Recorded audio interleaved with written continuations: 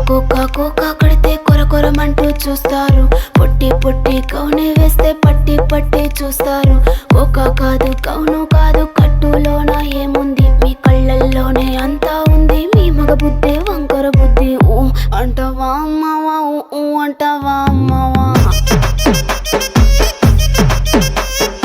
ఊ అంటవా అమ్మవా, ఊ అంటవా అమ్మవా.